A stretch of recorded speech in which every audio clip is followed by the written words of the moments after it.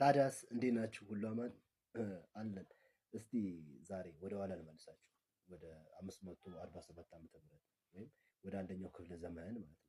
በጣም ወደ ኋላ ልመልሳችሁ ታሪካችን ነው ብዬ ነው። በጣም አስገርሞኝ ነው እና ለአጋራችሁ በሚለው ነው። አዱሊስ እና በአክሱማውያን ዘመን አካባቢ ኢትዮጵያ ሳንቲም ትጠቀም ነበር ወይም መገበያያ ነበር። በዛ ሰዓት በነገራችን ላይ ያው በመለዋወጥ እቃ በመለዋወጥም ይገበያዩ ነበር።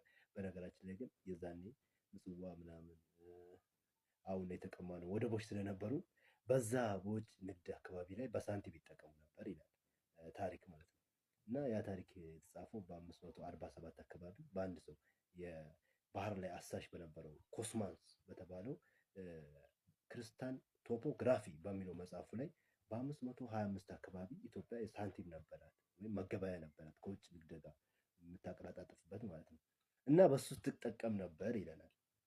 በጣም የሚገርማችሁ ወደ አንደኛው ክፍለ ዘመን አካባቢ ላይ ደግሞ ሳንቲም ወይም ብር የመዳብ ብር ከውጭ ማስገባት ትጀምራለች እና ሳንቲም እና የውጭ መዳብ ብር መጠቀሚያ ታስገባ ነበር ይላል።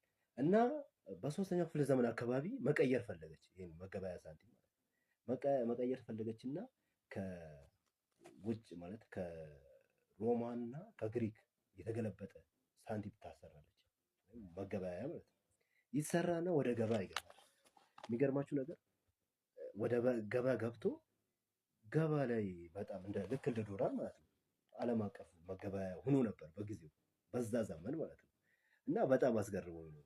የዛን ጊዜ ታላቋ ሮም፣ ፐርሻን የዛሬዋ ኢራን፣ ግሪክ እና ሌሎችም ሲጠቀሙበት ነበር ይላል ታሪክ። እና በጣም አስገርሞኝ ታሪካችንም አይደል በደንብ እናውሳ በሚለውና ፋሚሊያስ በጣም አስገርሞኝ ያው ለእናንተም ላጋራ በሚለው ነው